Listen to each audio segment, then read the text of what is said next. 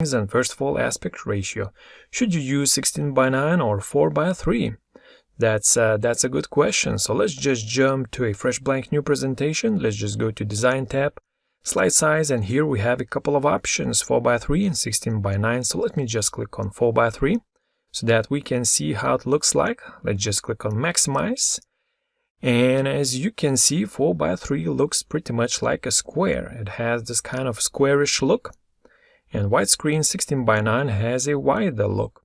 So I would suggest choosing 16:9 because this is the most common format these days, and 4:3 was mostly used in the old days. Alright, so another important setting that we have to take care of is the slide size. So by default, when you create a fresh blank new presentation, PowerPoint creates slides that have 720p resolution. And if you would like your template to look extra sharp and nice, then you would need to set your slides to full HD resolution. And for that, you have to increase the size of your slides.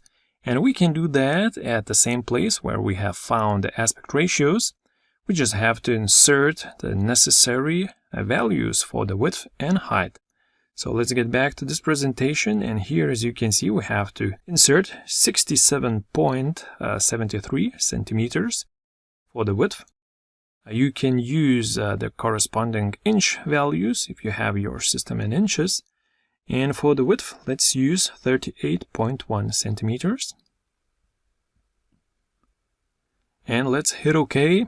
And just like that, we have created Full HD resolution for our template. So that's really awesome. It will look nice on screens and it will look nice when printed. Alright, so now let's talk about slide guides and grids that help us to create awesome looking layouts. And if you have any experience with PowerPoint, you might have seen these center guides. So let me just jump back to our presentation, and first let me choose a blank slide layout so that we can see our guides better. So let's just go to View tab and click on Guides, and here we can see one vertical and one horizontal guide, and as you can see, they are placed at 0, both vertically and horizontally. Of course, you can change their position, you can change their color to orange or anything else.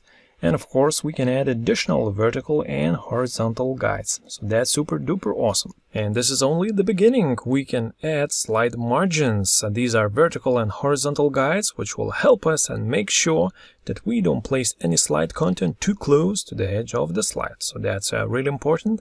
Next, we can add more vertical guides, which are columns, and they will help us to create well-balanced slide layouts. And for more flexibility, we can add rows, which will help us to create even more flexible and amazing slide layouts. And if we want to get extra fancy, we can add gutters, which are basically spacing between columns and rows. And I'll show you later on when it's quite a good idea to use a grid with gutters. But you might have a question, why should we use grids in the first place? So let me show you a couple of examples why grid is pretty much useful.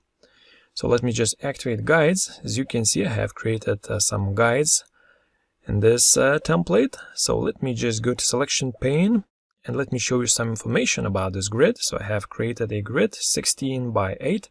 So we have 16 columns.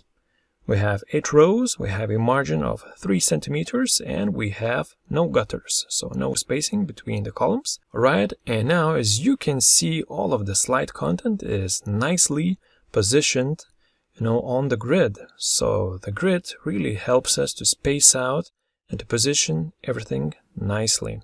So that's why it's useful to have a grid. So one more example.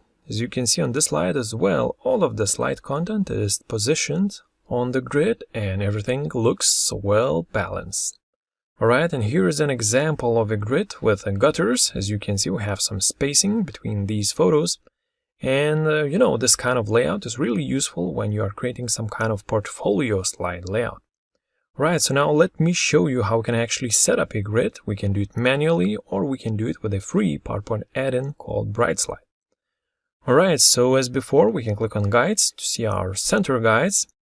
And we can click on Control key to quickly copy any guide that we want. So this way we can drag one to the left, one to the right, We can copy the horizontal guide as well, and this way we can create margins. However, it might become quite a tedious process when we want to create a more complex grid. And for that reason, using the Bright Slide free PowerPoint add-in is a really good idea. So you can find this add-in right here, brightcarbon.com. Alright, so with this add-in, we can first of all set our margins. So I'm using centimeters for units. So 3 centimeters, as you can see, this margin has been added. That's awesome. Alright, for the column number, let's type in 16. And for rows, let's type in 8.